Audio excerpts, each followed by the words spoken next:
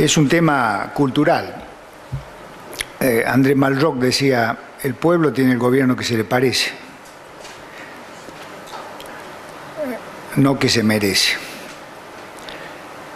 Creo que tenemos que retornar a las fuentes en cuanto a los grandes valores que hicieron grande a la Argentina.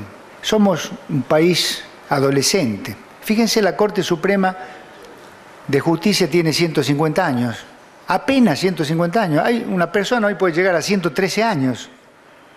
Tenemos una Corte que tiene, o sea, es un país, y el primer presidente argentino precisamente asumió en 1863, fue Bartolomé Mitre, que creó la primer Corte.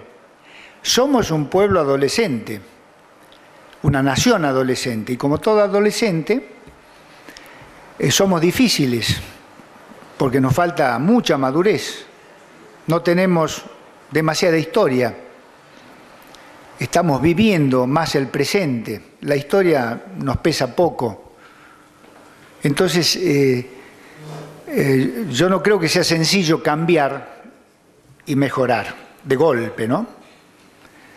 Eso es lo que yo pienso. Yo creo que esto se va a lograr a través del tiempo, y en estos cambios, claro, tiene mucho que ver la educación, la inversión educativa, los cambios educativos en cuanto a los valores que deben fortalecerse en la familia, en el ámbito familiar, en la escuela primaria. Y bueno, un constitucionalista, Humberto Quiroga Lavie, tiene un libro, El Derecho Procesal Organizacional. Él recuerda que el Plan Marshall, que fue a Japón, lo invirtió Japón no en diques, en puentes, en rascacielos ni en estadios, lo invirtió en escuela, en colegios, escuelas primarias, secundarias, y a los 30 en universidades. Ahí invirtió el Plan Marshall Japón. Y a los 30 años comenzó la revolución industrial, tecnológica Japón, que es increíble, todavía pesa en el mundo. Entonces yo creo que pasa, no puedo decirlo otra cosa. No, yo cuando digo contributivo lo distingo del asistencial, porque es cierto que es buena la inclusión social, nadie está en desacuerdo con la asignación universal por hijo, todas esas prestaciones, después de la exclusión que hubo con respecto a las pésimas políticas económicas que se dieron. Bueno, esto es opinable, pero yo opino eso. Hoy en día no puede ser que el 60% de las prestaciones sean no contributivas o asistenciales. Yo me refiero a eso simplemente. Entonces, el sistema contributivo exige un esfuerzo del trabajador, un aporte responsable a la financiación y a la solidez del sistema, que después, cuando él sea viejo o se incapacite, lo va a necesitar. Entonces, además, digamos, crea otra actitud, otra conducta, el sistema contributivo en los ciudadanos. Sabemos que tenemos el deber de contribuir, no solo de pedir, que además de derechos tenemos deberes, tenemos obligaciones. El sistema asistencialista demagógicamente manejado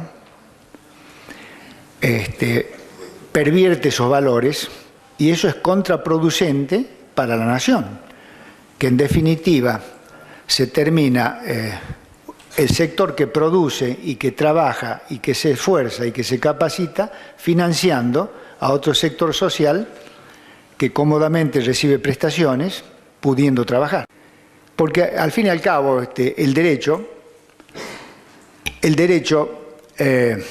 o los abogados, que a veces nos creemos que somos los únicos que podemos administrar o gobernar o hacer política, es una falacia, porque en el fondo de todo está el sentido común y las virtudes y los principios que son anteriores a las profesiones que todos ejercemos, ¿no?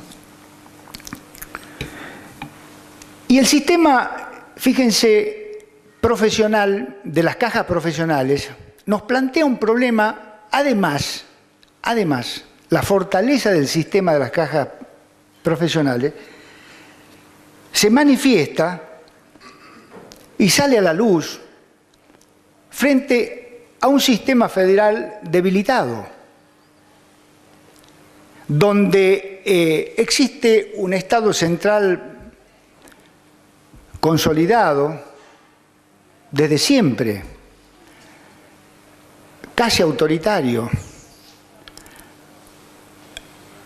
Por algo decimos en la Argentina el unitarismo nunca ha desaparecido. Entonces el federalismo teórico de la Constitución se da de bruces con la realidad. Entonces esto resalta aún más, digamos, la actuación, la conservación y la supervivencia de las cajas profesionales. Porque desde que se sancionó en el año 46 el decreto ley 9316, que creó el régimen de reciprocidad, ahí se estableció un pacto federal entre la nación y las provincias que luego se adhirieron a ese pacto. Y después vinieron todos los convenios que Walter, nuestro maestro en esta materia, nos ha comentado. Y esa difícil relación entre las provincias con la nación, con el Estado federal. Muchas veces se nota, quien lee los convenios, el de Santa Cruz, el de Tucumán, la resolución 363 del 2005, la resolución 16 del 2010 de la Secretaría de Seguridad Social, la misma resolución de ANSES, la 555 del 2010. Uno ve, digamos, allí en esas normas sabias, el federalismo, el patriotismo que las inspiró frente al poder central. Y Vidal Campos nos dice, ¿no?, que el federalismo, y nos recordaba, es una relación del poder con el territorio, con las regiones, poder que se descentraliza con base, políticamente, se descentraliza con base física, geográfica. El federalismo tiene dos fuerzas, y ahí están los convenios. Fuerzas centrípetas que tienden al centro y fuerzas centrípetas que van a la periferia.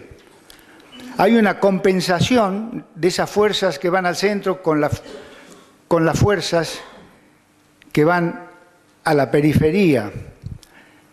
El gobierno central compensa con gobiernos provinciales, las autonomías provinciales. Y hay principios que rigen el federalismo. Está la ideología federal, que la tenemos tan debilitada. Los principios instrumentadores, que son los pactos entre la nación y las provincias. Y también el principio mesológico, geográfico, el valor que tiene para el federalismo las regiones, las provincias. Y después las relaciones que se dan en el marco del Estado federal, relaciones de subordinación, relaciones de participación y relaciones de coordinación, tantas veces desconocidas y no puestas en práctica. Relaciones de subordinación, el principio de supremacía constitucional, la supremacía del derecho federal sobre el derecho local, que está íncito en esta relación, la relación de subordinación, en donde hay una compensación, como dije recién, entre esas fuerzas centrípetas que van al gobierno central y las fuerzas centrífugas que se atomizan en los estados provinciales, que se compensan en esa unidad que se llama federación o federalismo. Y después están las relaciones de participación dentro de la estructura federal, que permite un gobierno como quiere la Constitución, en donde las provincias, las regiones, tengan el mismo valor, la misma cuantía, la misma trascendencia que el interés de los gobiernos centrales. Las relaciones que se llaman de participación, que se dan en la Cámara de Senadores de la Nación, donde los senadores de todas las provincias cogobiernan con el gobierno federal tratando los temas que hacen a la nación. Y después están las relaciones de coordinación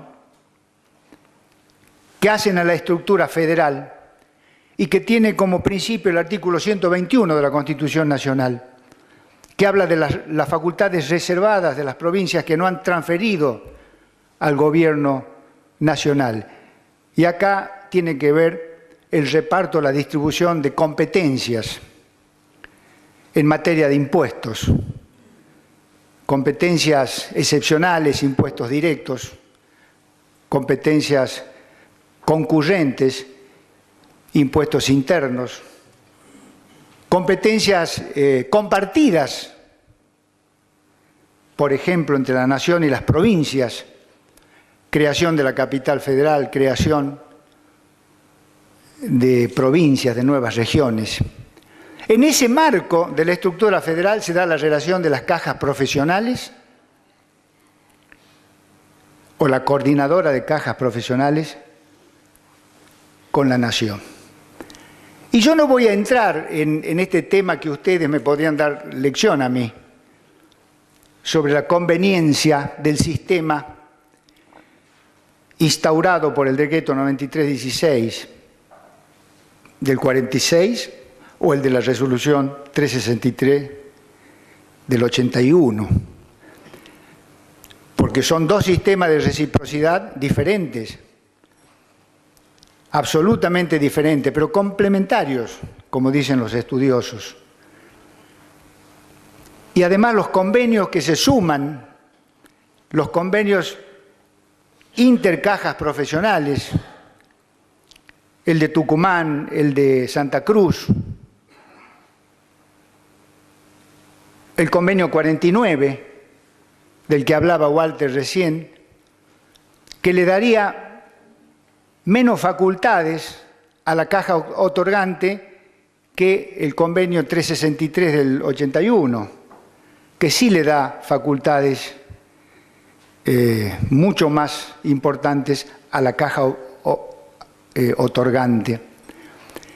Pero estos son temas que no voy a entrar yo, porque esto lo manejan los técnicos, los economistas, los técnicos actuariales, que son los que conocen la realidad interna de los organismos, que tienen la gran responsabilidad de otorgar prestaciones dignas, pero también de administrar con inteligencia y con responsabilidad los ingresos, los dineros, el capital de las cajas, y más en una economía tan volátil, tan absolutamente volátil e imprevisible como la nuestra. ¿Cómo no recordar al maestro Vidal Campos? Ahora lo recuerdo, cuando hablo de volatilidad e imprevisibilidad. Cuando él decía, hablamos todos de seguridad jurídica, pero no decimos qué es la seguridad jurídica. Hablamos todos de garantías constitucionales, pero no decimos qué son las garantías constitucionales. Y él decía algo muy simple, como todas las cosas que decía este gran maestro, este gran hombre. insuperable. El vacío que ha dejado el doctor Vidal Campo ha quedado ahí hasta la fecha, como un vacío. Él decía que la seguridad jurídica es un derecho subjetivo que tienen todos los ciudadanos para organizar su vida y su libertad en base a la fe en el orden jurídico vigente. ¿Lo tenemos? Que se sustenta en dos pilares fundamentales: previsibilidad de las conductas propias y ajenas y castigo contra la arbitrariedad, contra toda conducta arbitraria. Esa es la seguridad jurídica. Cuando no hay previsibilidad en las conductas propias y ajenas, cuando no hay fe en el orden jurídico para organizar la libertad, no hay seguridad jurídica. Y cuando no hay seguridad jurídica, no hay crecimiento, no hay inversión, hay retaseo, hay desconfianza y hay chatura y decrecimiento económico. Y las garantías constitucionales son el soporte, y ahí juega la justicia un rol fundamental, el soporte de la seguridad jurídica, que existen cuando las personas tienen a su disposición al Estado para que lo proteja, castigando al ofensor, restableciendo la situación al estado anterior al daño y resarciendo el daño producido por la conducta arbitraria. La conjunción de la garantía como sustento de la seguridad jurídica permitiría un Estado solvente, un Estado serio, que garantizaría mejor no solo la vida de los ciudadanos, el trabajo de los ciudadanos, sino también de las organizaciones sociales, de las corporaciones, como en este caso son las cajas profesionales.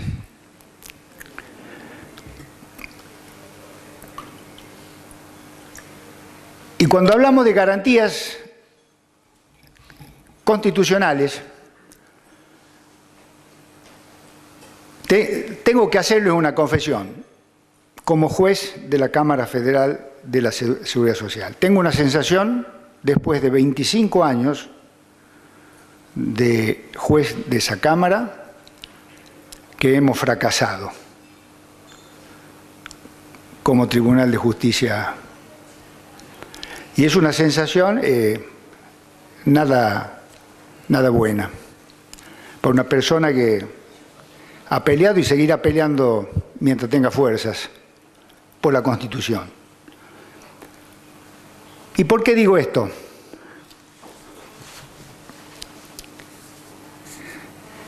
Partamos de simplemente, una simple mención, de los documentos internacionales a los cuales está adherido la República Argentina.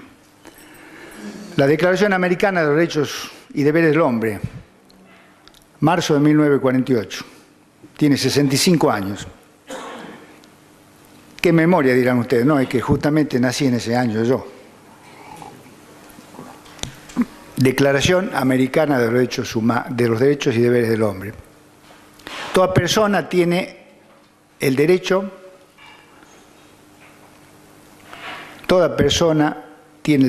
a protegerse contra actos del poder público a través de un procedimiento sencillo y breve. Sencillo y breve. Bueno, esto lo repite también la Declaración Universal de los Derechos Humanos de diciembre del 48, Nueva York, la primera fue Bogotá.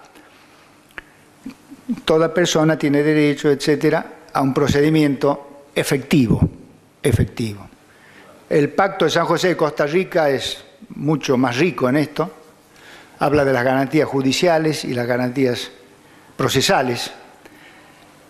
Toda persona tiene derecho a un juez independiente, imparcial, y a una sentencia oportuna en el tiempo.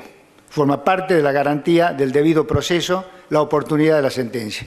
Cuando la sentencia no es oportuna, se viola el principio, la garantía constitucional del debido proceso. Y también las garantías procesales. Toda persona tiene el derecho a que se le decida su petición. Toda persona tiene derecho a un recurso y el Estado está obligado a cumplir lo dispuesto por la justicia en un plazo razonable.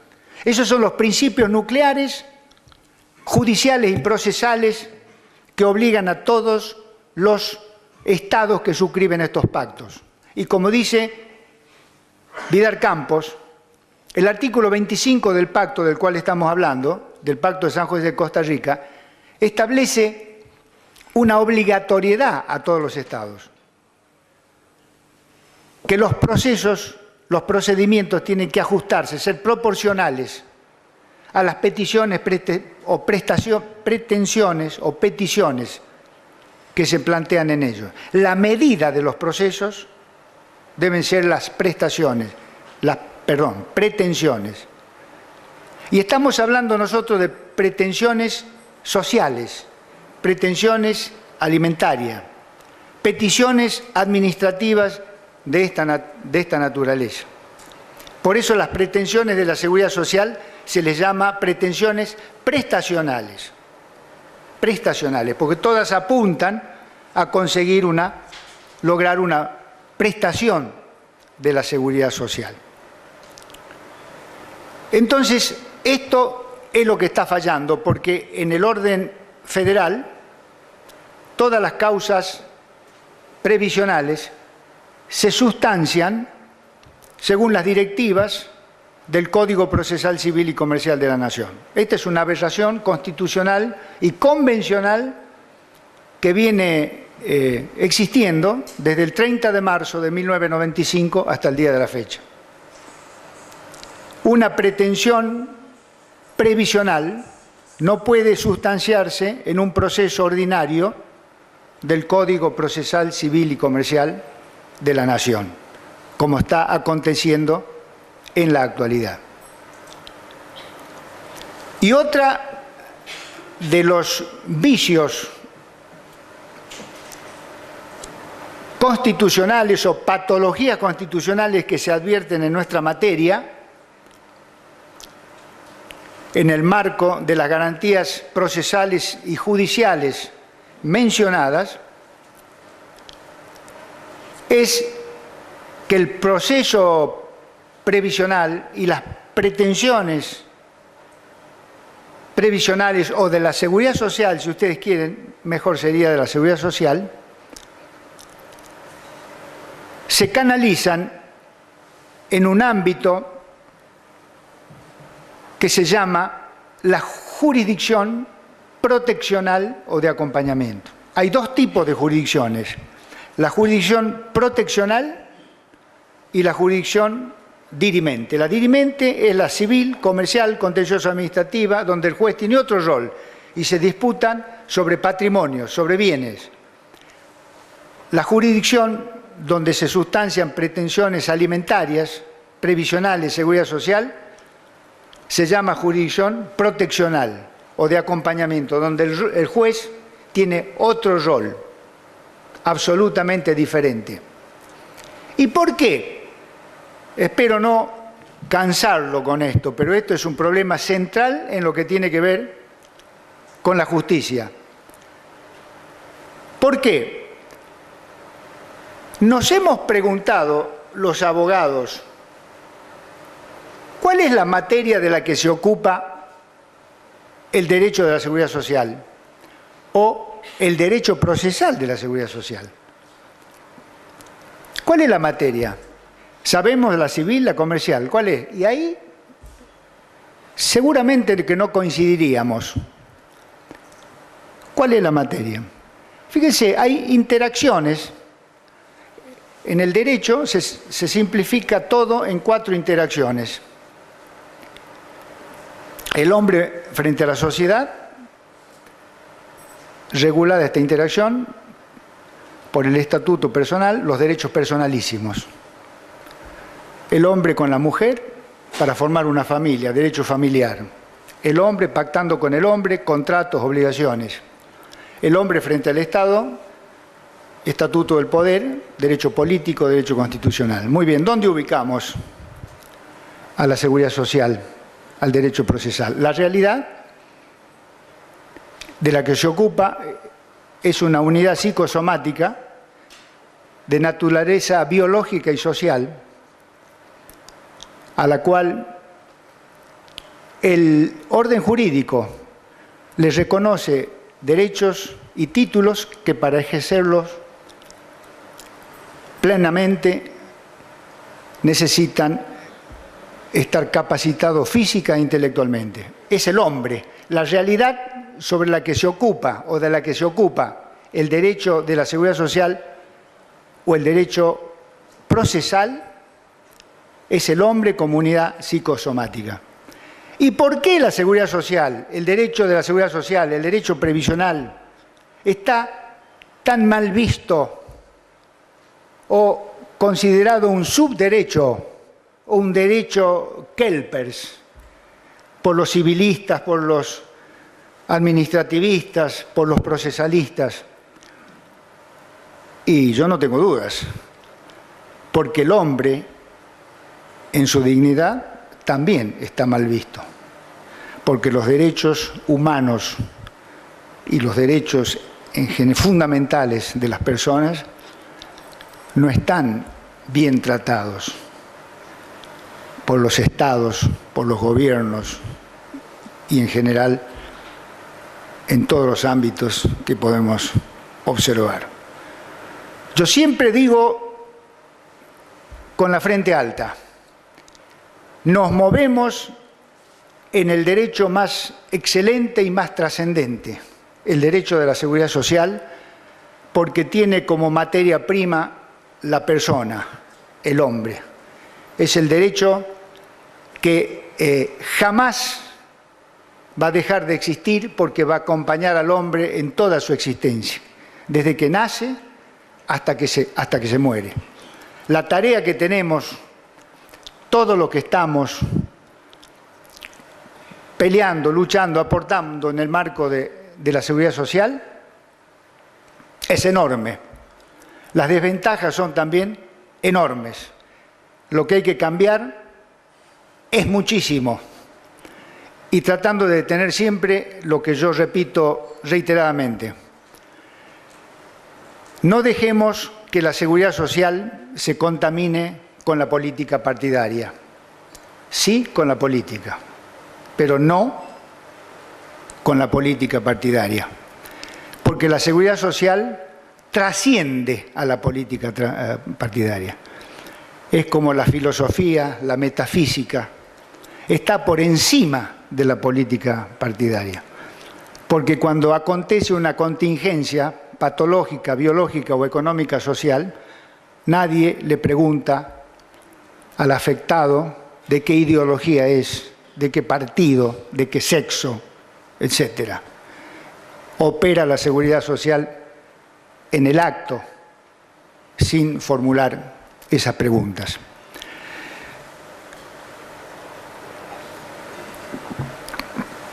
Para ello, y para ir cerrando, porque por ahí pienso de esto parece una clase de procesal y no de seguridad social,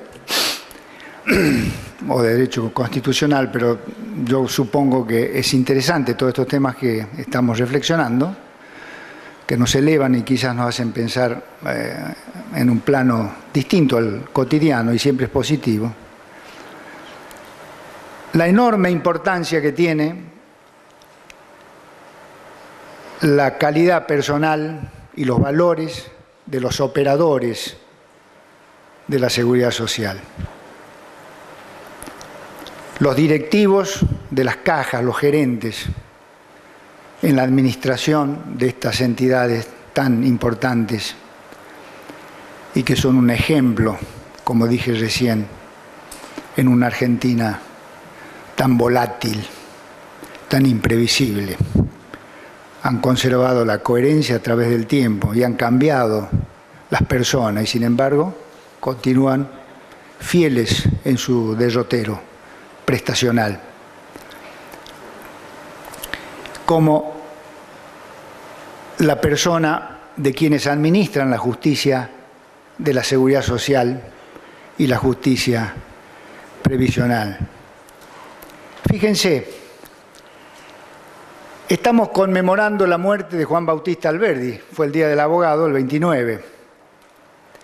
Y Juan Bautista Alberdi, hacedor de nuestra Constitución, y a quien yo recuerdo, porque conozco su pensamiento, leí todas sus obras. Una de ellas me hizo llorar, Vida de un ausente, de García Hamilton. Un hombre que tenía bien claras las ideas en cuanto a la economía, a la producción, al desarrollo. Y él tiene una frase que alguien la recordaba, decía: ¿qué le dice la riqueza a la ley para poder crearse y desarrollarse? ¿Qué le dice la riqueza a la ley y al gobierno para poder crearse y desarrollarse?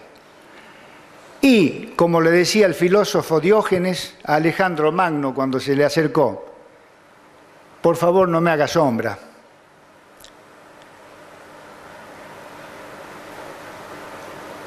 En eso finco la importancia y la trascendencia del sistema contributivo y su fortalecimiento para el engrandecimiento y el crecimiento de la riqueza nacional. Y en cuanto al juez, a ese personaje que tiene tanto poder en la sociedad, porque él decide sobre obras y vidas y bienes de las personas, que lo nombramos por sus méritos académicos, por los libros que escribió, por los idiomas que habla y por cómo se expresa, pero a veces no conocemos sus valores, sus principios. Por eso decía, es algo tan lindo lo que decía Couture, un gran jurista uruguayo: el juez es una partícula de sustancia humana que vive y se nutre en el derecho.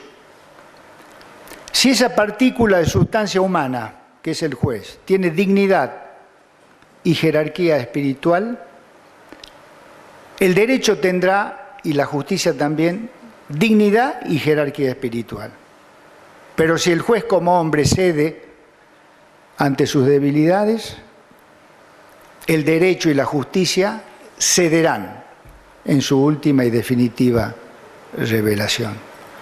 Y esas debilidades de que hablaba Couture ya fueron dichas en el Eclesiástico, un libro del Antiguo Testamento, capítulo 7, versículo 6, y lo sé porque se lo escribió el padre a un colega juez de mi cámara, un papá que se lo escribió a su hijo juez de la cámara, que era muy religioso el papá, y le puso esa frase que me pareció bellísima. Y la guardé y la recuerdo y la digo siempre que puedo. No sé si el hijo la recordará, creo que no. No te atrevas a ser juez si no te hallas con valor de hacer frente a las injusticias. No vaya a ser que por temor a la cara del poderoso te expongas a obrar contra equidad. Muchas gracias.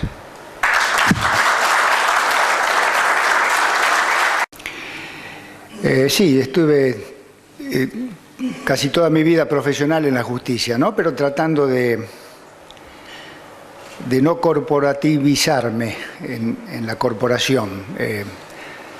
Siempre recuerdo a un biógrafo de Immanuel Kant, Ernst Cassirer, que decía que el filósofo nunca salió de su pueblo natal, Königsberg.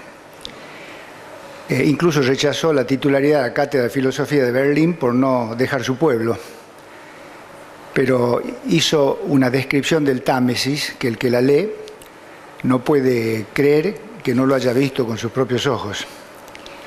Entonces, se me fijó en la mente, tratando de desempeñar mi tarea judicial en la corporación, sin espíritu corporativo, o sea, concibiendo la justicia como una función social. Y la tarea del juez, del magistrado, profesional, desde la óptica profesional como mero aplicador de la Constitución Nacional, de su ideología y de la ley constitucional. Esa fue mi derrotero y mi propósito, ¿no? Toda la vida, ahora ya tengo 65 años, estoy al borde de quizás, para culminar mi carrera judicial. Y bueno, vamos a hablar de lo que me compete, de la justicia previsional, de la justicia de seguridad social, que quizás como ciudadanos, como profesionales, no todos son abogados acá, les puede llegar a interesar, aunque quizás lejanamente, ¿no? Porque ustedes no viven esa realidad en las provincias, ni tampoco en las cajas profesionales, en donde hay muy poca litigiosidad. Yo la titulé a mi exposición como Requiem al sistema contributivo nacional. Y Requiem es la misa de los difuntos. Y me ha parecido importante que reflexionemos sobre esta cuestión, porque nuestro sistema previsional es eminentemente e ideológicamente contributivo. Es más, yo diría que así nació el régimen previsional en el mundo, en base al pensamiento contributivo, que tiene que ver, digamos, con un proyecto de nación, con un proyecto de Estado, en donde el trabajo, la generación de la riqueza, la capacitación de las personas, el ahorro, el premio a su vida laboral, es todo un conjunto, todo es una síntesis, en la que se parte de una premisa fundamental: el respeto a la dignidad del que trabaja, el respeto a la dignidad del que forja la riqueza y la grandeza nacional. Y esto lo quiero destacar porque creo que con el tiempo se ha diluido, se ha perdido absolutamente. Y nosotros, si recordamos el origen de la previsión social,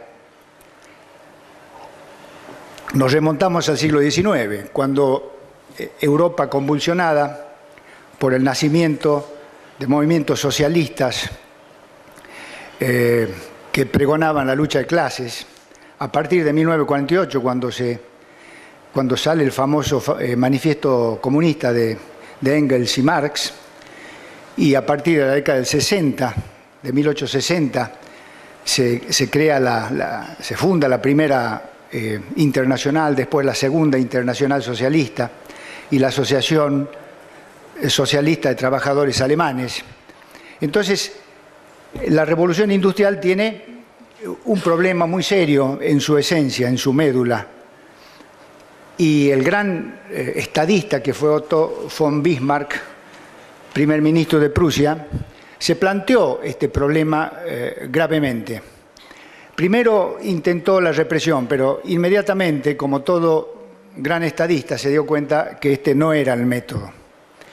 Entonces cambió su política y a partir de su famoso discurso en el Reichstag alemán, el Parlamento alemán de 1880, la política del Estado prusiano cambia de ser meramente defensiva de los derechos y de las garantías, promueve el bienestar general, promueve el trabajo, la seguridad individual del trabajador, y así nacen los seguros sociales, tratando de garantizar la calidad de vida del trabajador que con su esfuerzo desarrolla, crea, genera la riqueza del Estado prusiano. Este sistema de los seguros sociales es el que nos llega hasta la Constitución de 1957 y está plasmado en el 14 bis de la Constitución Nacional.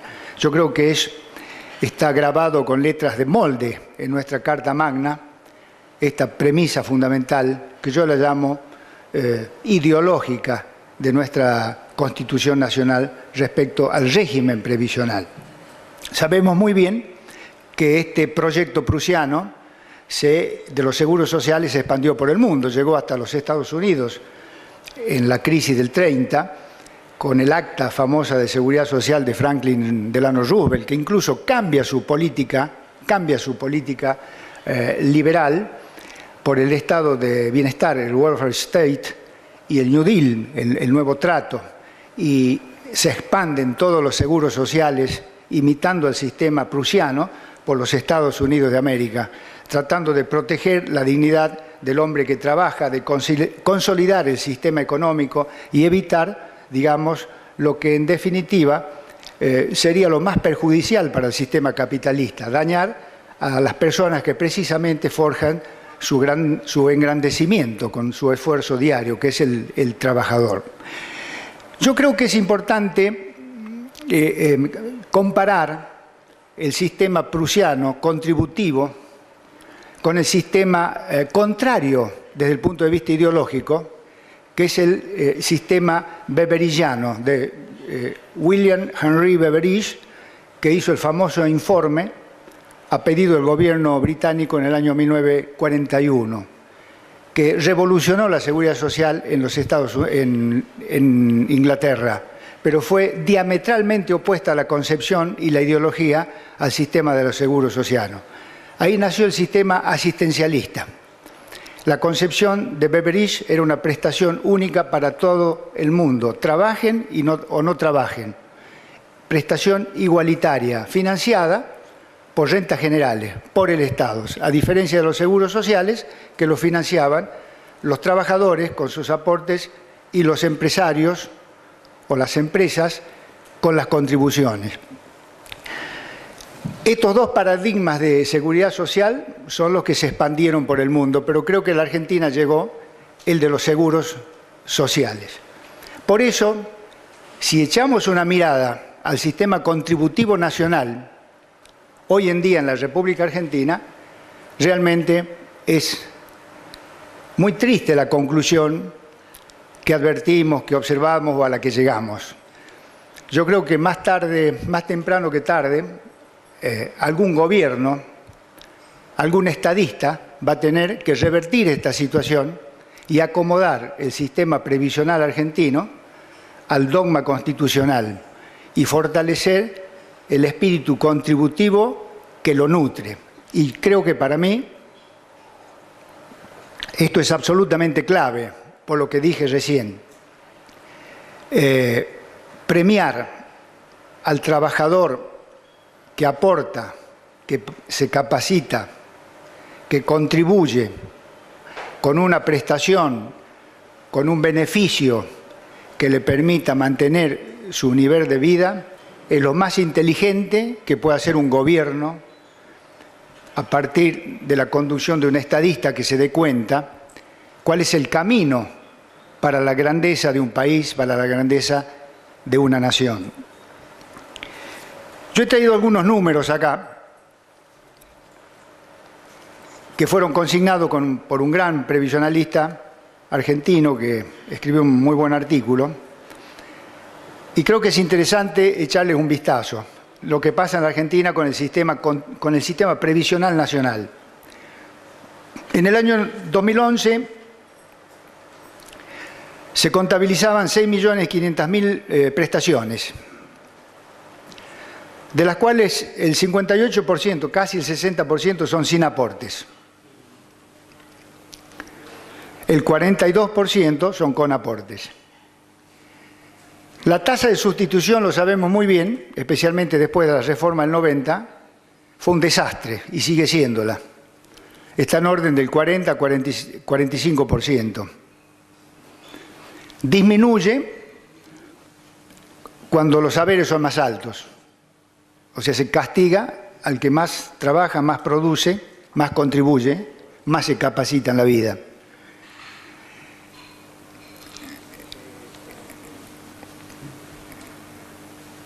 Entre el 2001 y el 2013 las prestaciones previsionales del sistema contributivo han caído el 33%. El haber mínimo lo cobran el 75% de los jubilados argentinos. Otro de los problemas graves que tiene el sistema contributivo es la utilización de sus fondos, no para capitalizar el sistema, sino para financiar el déficit público. Del 1,3% del Producto Bruto, desde el 2009, que representan los fondos previsionales que financian el déficit fiscal, el 50% de ese 1,3% es la rentabilidad de los aportes que pasaron de las AFJP al Estado. Y el otro 50% es el excedente entre los ingresos y egresos al sistema. Los ahorros previsionales, ahorros ficticios del sistema previsional, que sabemos es porque no se paga la movilidad constitucional o legal, permite la liberalidad de las moratorias y también la financiación del déficit público con el dinero de los jubilados. Desde el año 2000 al 2009, el gasto del sistema contributivo cayó del 5,5% del Producto Bruto al 4% del Producto Bruto. Una visión de caja se tiene sobre los fondos previsionales, sin contabilizar lo que decíamos recién con un colega, el pasivo contingente que se va generando y se va trasladando a las futuras generaciones. Un acto de alta irresponsabilidad. Solo el 65% de las personas de entre 15 y 65 años participa del mercado laboral. Los ocupados aportan solo el 55%, el 45% está en negro. Más del 60% de los que llegarán a viejo lo harán sin aporte. Esta es la realidad del sistema contributivo argentino hoy. Desde luego se propicia una reforma del mismo con el objetivo de que el que cobra un haber del sistema contributivo, la cuantía del haber sea razonablemente proporcional al haber de actividad o al promedio de haber de actividad, que es el concepto de la garantía constitucional de movilidad. Los que cobran prestaciones no contributivas no tendrían derecho a esta garantía, sino a un haber mínimo que le permita una vida mínima, una vida digna, que se basa en la redistribución, en el principio de redistribución solidario entre activos y pasivos. Este sistema no contributivo o asistencial tendría que ser financiado por rentas generales. Estas prestaciones no contributivas que se propician financiadas por rentas generales no darían derecho a pensión. No produciría ningún daño porque la persona que se encontrara en esta situación, cuando llegara a la edad legal, podría tener derecho a una prestación análoga. El Fondo de Garantía de Sustentabilidad, cuya cuantía supera la reserva del Banco Central actualmente, son usados con fines ajenos a su cometido legal. Esto lo digo hasta el cansancio, Pero no es una opinión personal mía, lo dice expresamente el decreto que creó el Fondo de Garantía, el 897 del año 2007, firmado por el expresidente Kirchner. El artículo 1 lo dice expresamente. El objetivo del Fondo de Garantía es mantener la cuantía de las prestaciones que paga el sistema público de reparto. Y también un fondo de reserva para invertir los excedentes financieros que se produzcan con criterios de rentabilidad y seguridad. Pero no podemos hablar de excedentes financieros cuando hay una descomunal deuda en concepto de movilidad jubilatoria.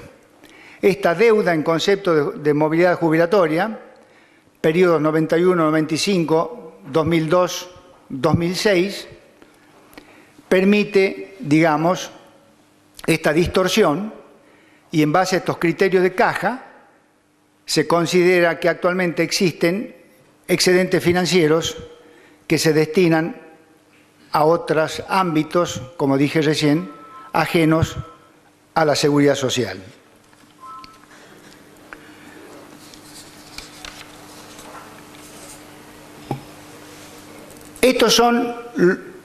Este sistema es el enemigo acérrimo de las cajas profesionales. ¿Cómo han hecho las cajas profesionales para impedir ser absorbidas, liquidadas o eliminadas? Es un milagro.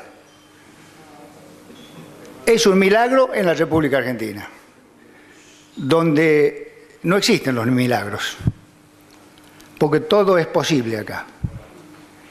Realmente uno ve la historia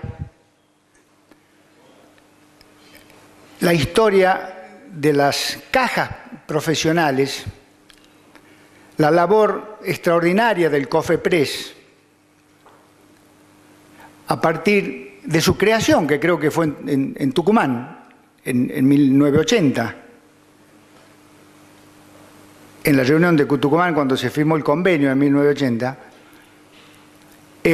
realmente hay que sacársele el sombrero, porque el sistema contributivo, más allá de los problemas que puede haber con la tasa de sustitución en alguna de esas cajas, en orden a las prestaciones que abonan, la solidez del sistema se ha mantenido y no han permitido que esas manos peligrosas del Estado Nacional se introduzcan en sus contabilidades. Yo siempre tengo un vicio, un problema, de tener presente a la Constitución Nacional. Y eso me trae muchos problemas a mí. Me trae muchos problemas. Y todo lo que afirmo y digo públicamente, bueno, es porque parto de un principio, de una norma, de una directiva de la Carta Magna.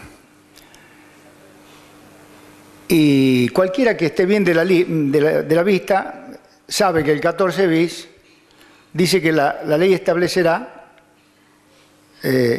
jubilaciones y pensiones móviles, que establecerá el seguro social obligatorio, que estará administrada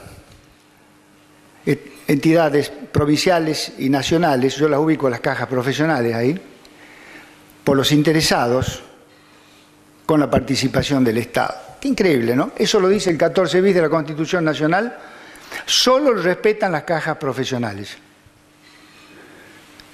Por eso digo que hay que sacársele el sombrero a las cajas profesionales de la República Argentina. La Constitución Nacional no quiere que el Estado, que el gobierno administre el sistema previsional. Lo dice expresamente. Sí que lo controle, sí que lo audite, pero no que lo administre. Quiere que las cajas o los seguros sociales sean administrados por los interesados. ¿Quiénes son? Los trabajadores que aportan, los empresarios que contribuyen y los beneficiarios, jubilados y pensionados, que son los que perciben las prestaciones, que son los que valoran lo que tienen y cuidan su capital. Yo en una ocasión que me invitaron a exponer en la Cámara de Senadores, en las dos cámaras, pero esta vez en la Cámara de Senadores, tuve un problema muy serio. En realidad, dos problemas tuve, muy serios. Cuando dije que, a mi criterio, una caja previsional, en este caso el ANSES, no puede ser administrado por un joven rockero. Le cayó muy mal a una senadora que me dijo no pocas cosas bonitas. ¿Que usted no era rockero? Me gusta el folclore, pero la música me gusta. Y lo decía con una gran convicción yo, con un gran respeto y sin ánimo de faltarle el respeto. En ese momento era Boudou el director del ANSES. Porque yo creo que administrar una caja previsional, esto lo digo genéricamente, no es una regla aplicable, no implica descalificar a los jóvenes que tienen una conciencia muy clara y tienen una sensibilidad contundente para entender cuál es su rol en una caja previsional. Y hay miles de jóvenes, pero como pauta general, creo que mejor que las personas maduras que han vivido, que han sufrido, que valoran, a las que el tiempo ya no les sobra, como a los jóvenes, son los más adecuados para administrar las cajas previsionales. Pero esto es una anécdota. Y se debatía en ese momento en el Congreso nada menos que la ley que establecería el índice de movilidad, que es la 26417 que se sancionó. Y había 3 senadores, 4 senadores presentes, y éramos más los expositores que los senadores presentes, y nos habían invitado, y también yo me quejé, y también me retaron. Presidía Fabián Ríos y Morales. De los dos partidos me retaron. Me quedé bien, feliz, tranquilo, porque nadie va a decir que soy radical o peronista. Los dos me retaron. Porque lo dije, es increíble que se esté debatiendo un proyecto de ley que va a replicar en las futuras generaciones, no solo en las generaciones presentes, a toda la sociedad y a todas las provincias que han transferido sus sistemas previsionales a la nación, y haya 4 senadores presentes. Bueno, en fin, imprudencia que le dicen, ¿no? Pero yo a veces prefiero decir las cosas como son, con respeto, y no asumir una actitud hipócrita, ¿no? Callando lo que es algo para uno grave cuando se debaten temas como estos. Entonces yo parto de esta convicción. El 14 bis de la Constitución Nacional es absolutamente clara. Y fíjense cómo es omitida esta norma, porque se administra el sistema previsional desde el gobierno.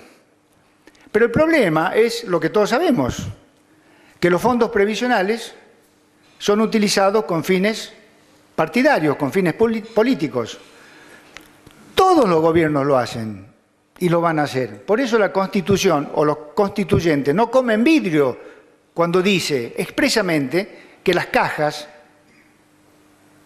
deben ser administradas por los interesados, con la participación del Estado, como dice Vidal Campos, con la participación del Estado.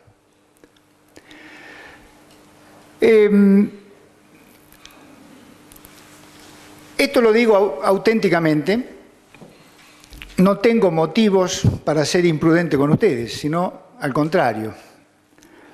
Y es tan hermoso saber que a las distintas cajas profesionales la administran no solo abogados, sino médicos, ingenieros, escribanos, todas las profesiones.